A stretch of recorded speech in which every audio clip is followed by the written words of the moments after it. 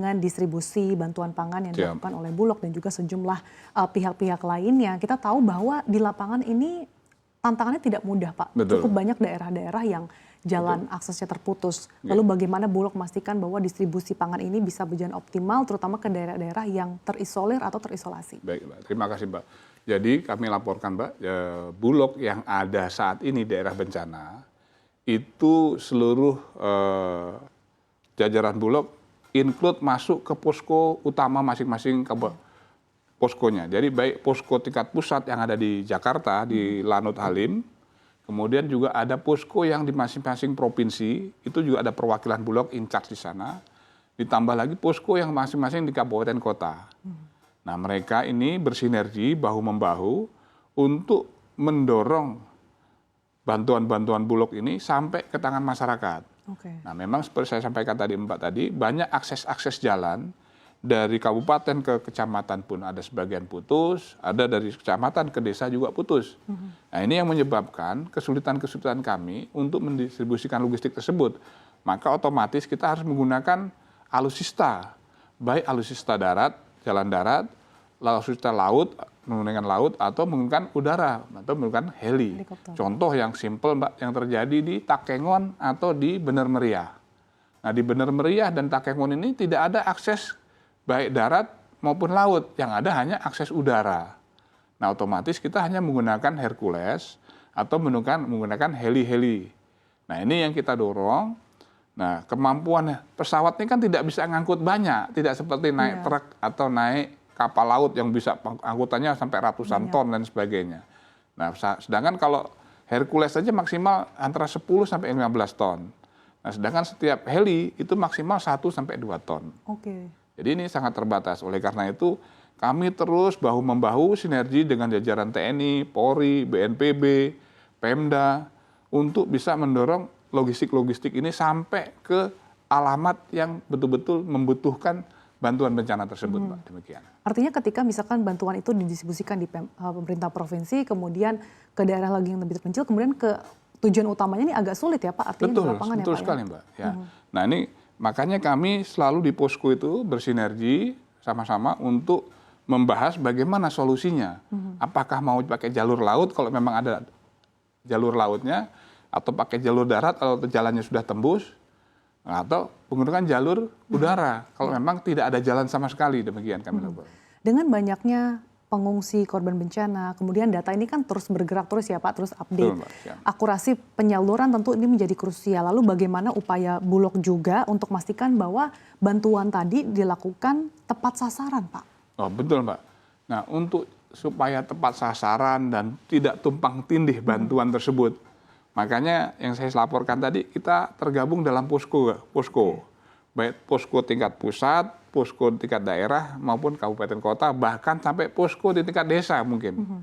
Nah, ini secara berjenjang informasi memang kita kesulitan kaitan sinyal juga, Mbak, kemarin di sana. Nah, terus terang, sehingga informasi-informasi ini kita masih terbatas. Namun di posko itu, harapannya dengan data yang sudah ada, kebutuhannya berapa tiap desa dan lain sebagainya, kita bisa support dengan data tersebut. Harapannya nanti dari teman-teman TNI Polri maupun BNPB dalam hal ini yang bisa mendorong bantuan-bantuan tersebut sampai ke alamat-alamat tepat waktu, tepat sasaran, dan tepat manfaatnya. Dan untuk memastikan tidak overlapping, tadi datanya satu ya, Pak, dari posko tadi mengajunya ya, Pak, ya? Posko itu, Mbak, yang utama. Siap. Nah, kemudian Pak, data untuk yang menjadi acuan dari Bulog sendiri, selain dari posko tersebut, dari mana lagi, Pak? Baik, kami juga membuat call center, Mbak. Jadi kami membuat call center yang agar supaya masyarakat yang ada di daerah bencana bisa memberikan input. Kalau memang ada sinyal handphone, dia bisa WA. Betul. Atau bahkan bisa membuat live streaming dan lain sebagainya, kirim ke grup WA di handphone kami itu, nomor handphone kami. Mungkin bisa ditayangkan nomor handphonenya supaya bisa ditampilkan nanti kita tampilkan. Nanti supaya masyarakat bisa mengakses tersebut. Sehingga kami, butuhnya di desa mana, atau lain sebagainya. Jadi selain dari data yang ada di posko, kami juga membuat hotline, istilahnya seperti itu, Mbak. Jadi masyarakat yang saat ini belum menerima bantuan juga bisa langsung memberikan bisa, Mbak. Perlunya apa, butuhnya apa, langsung detail saja. Sesuai dengan kebutuhan. Jadi tidak harus kami dorong beras aja atau gula atau minyak saja. Kalau butuh susu, apa lain sebagainya dimasukkan aja kebutuhannya apa saja. Di hotline tersebut bisa dimasukkan demikian. Untuk pengawasannya sendiri seperti apa Pak supaya penyaluran ini bisa transparan? Ya, sesuai dengan SOP kami. Jadi kita di dalam Bulog itu ada namanya Badan Pemeriksaan Internal, Pengawas Internal, Badan Pengawasan Internal. Pengawas internal ini yang selalu juga berkoordinasi dengan BPKP maupun BPK dalam hal ini. Jadi kita dalam penyaluran ini juga memperhatikan faktor-faktor yuridis supaya tidak melanggar hukum. Walaupun ini kan istilahnya force major ya Mbak ya, force major yang sifatnya yang situasi krusial yang perlu ada toleransi. Namun toleransi itu harus berdasarkan aturan. Nah ini makanya kami juga turunkan pengawas internal kami di setiap tempat-tempat titik-titik rawan bencana, yaitu di Aceh maupun di Sumut dan di Sumbar, demikian. Pak Rizal, ke depan dengan musim hujan yang masih diprediksi akan terus berlanjut, tentu antisipasi ini kan menjadi kunci Pak. Seperti apa sih antisipasi dari Bulog untuk memastikan ketahanan stok pangan? Karena tadi di awal juga sudah ditegaskan ya Pak, bahwa Indonesia ini memang cukup rawan bencana, bahkan dikatakan sebagai supermarketnya bencana Pak. Betul Mbak, siap. Jadi kami sudah merencanakan, mendesain kaitan dengan kesiapan menjelang khususnya Nataru nih Mbak. Nataru bersamaan dengan musim penghujan. Jadi khususnya untuk yang di Indonesia Timur, kami sudah mulai dorong sejak awal Desember kemarin, yaitu dukungan untuk penebalan penebalan khusus untuk kesiapan Natal dan Tahun Baru. Ditambah lagi sekarang lebih konsentrasi kami lagi khusus untuk bantuan pangan yang ada di daerah bencana. Jadi ada dua fokus yang kita kerjakan, satu untuk Nataru, satu untuk daerah-daerah bencana. Namun dalam hal ini kami tetap terus meningkatkan dukungan ini. Tujuannya apa? Jangan sampai kebutuhan-kebutuhan masyarakat itu tidak terpenuhi. Karena terus terang yang namanya beras, minyak, dan gula ini adalah kebutuhan pokoknya masyarakat. Demikian Mbak. Bagaimana koordinasi Bulog Pak dengan berbagai pihak yang terkait dengan persiapan Nataru ataupun antisipasi bencana ini Pak? Oh, baik Mbak, siap. Kami selalu bersinergi dengan seluruh kementerian dan lembaga. Tujuannya apa? Supaya semua yang sudah disiapkan, direncanakan, betul-betul terlaksana dengan baik. Khususnya mengantisipasi Natal dan Tahun Baru maupun musim penghujan ini.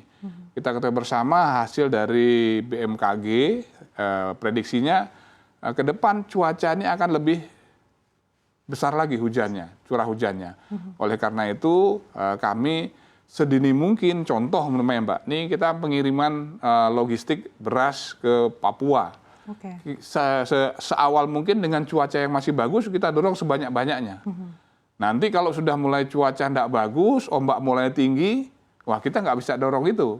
Oleh karena itu mumpung kemarin masih cuaca bagus, kita dorong ada beberapa kapal untuk mengirim logistik ke Papua, ke Ambon, ke NTT yang mayoritas masyarakatnya akan melaksanakan Nataru demikian.